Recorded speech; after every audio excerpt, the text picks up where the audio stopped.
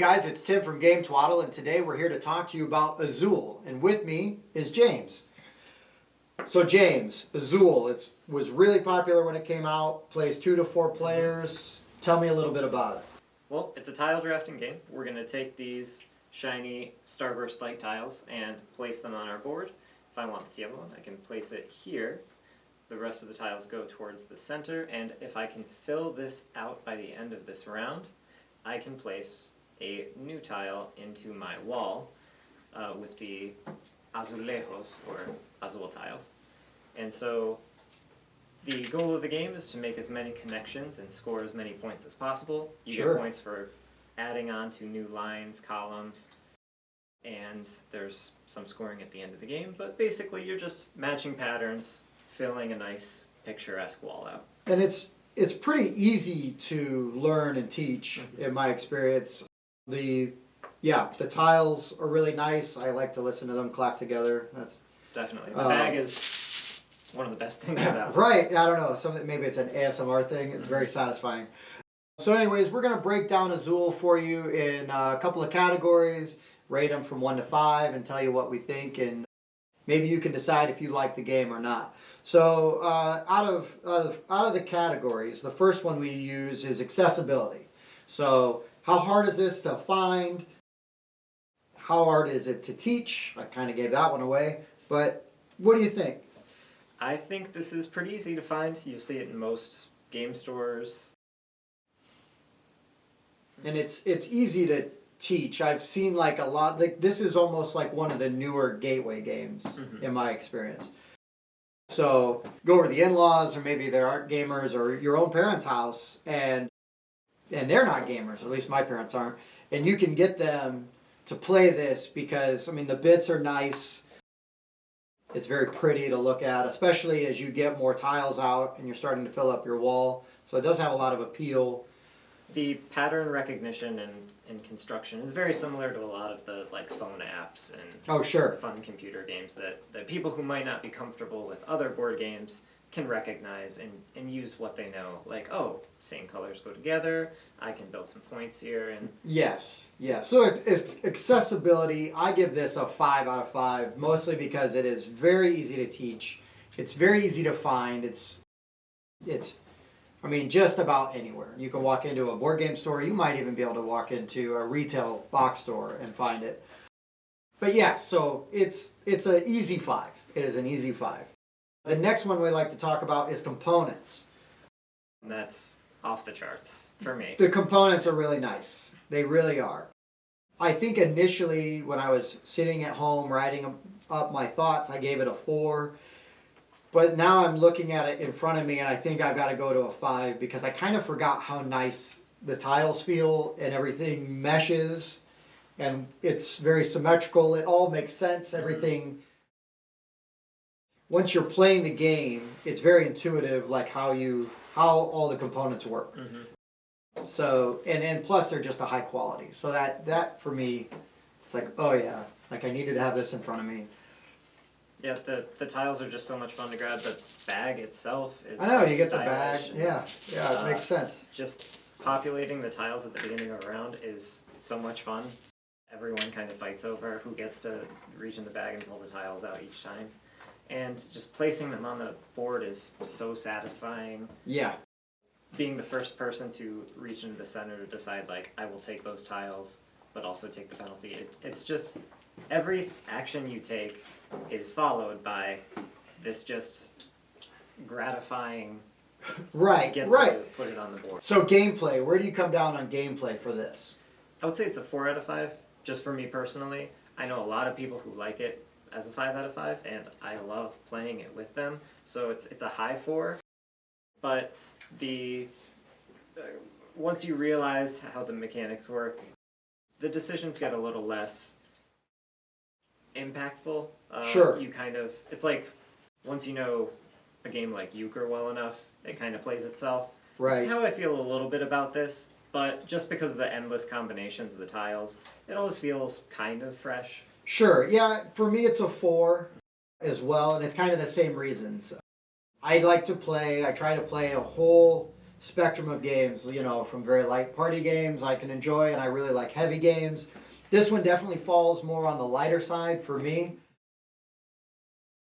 So while it is good to get out and play with more casual gamers, like if I'm sitting down with some heavy gamers and we're gonna really knock out some games, they're not gonna pick Azul.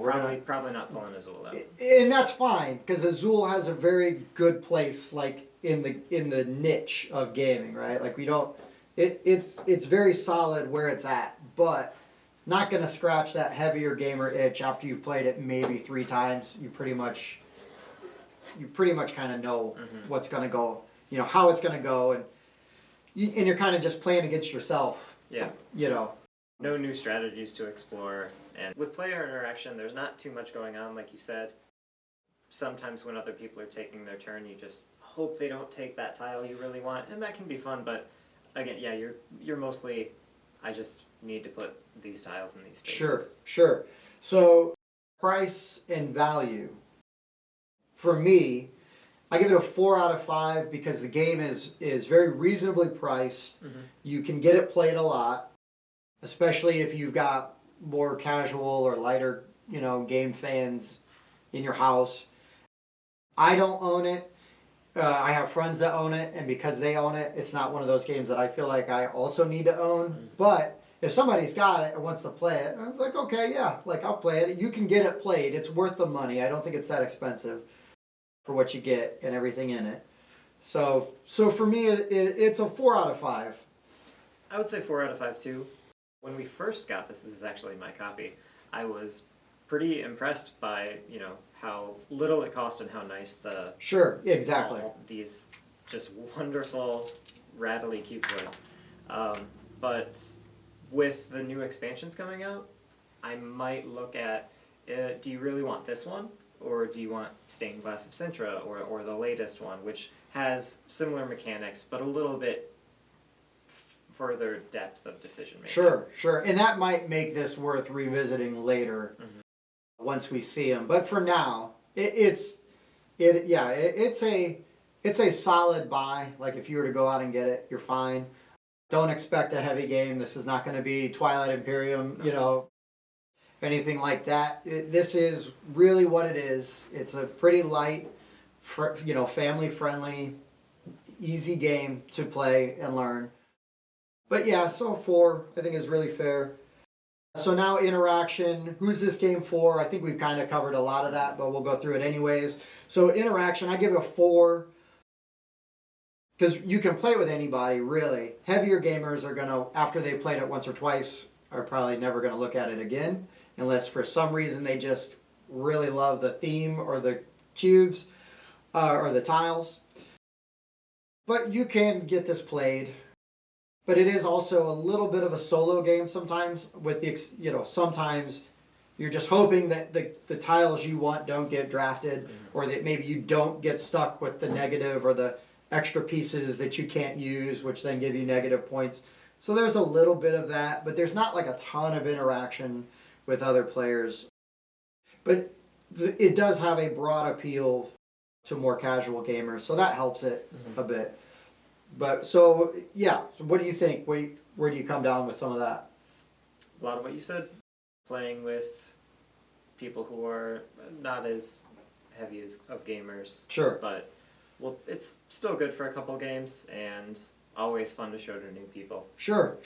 So overall, at the end of the day, because of the components and how easy it is to teach and how like affordable this game is, if you were to just go and buy it, I give it a 4 out of 5. So those things help it.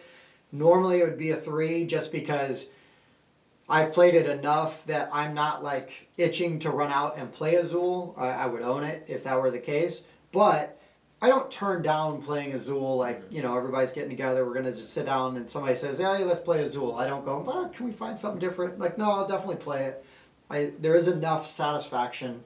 And it's also a relatively quick game. So yes. You're not spending a lot of time in misery if you decide you don't like it. So, you know, overall it's a 4 out of 5. And I feel pretty good. It's very much a 4. It's not like, man, it's just missing one thing to make it a 5. For me, it is right at a 4. I'd agree, yeah. But it's a solid game. It's not bad. There's nothing really bad about it other than there's not a ton more after you played it a few times. With the exception of maybe playing it with like different people and maybe they do something different. But even then, that shouldn't affect your own board too much. So from Game Twaddle, I've been Tim. I'm James. Have a great day. If you like what you saw, If you want to see us make more content like this, please hit that thumbs up. go ahead and subscribe. Give us a share on social media. Remember to ring that little bell, it really helps. Be sure to check out our unboxing videos Don't forget we have reviews. and also the news show. Thanks for watching the Board Game Rundown.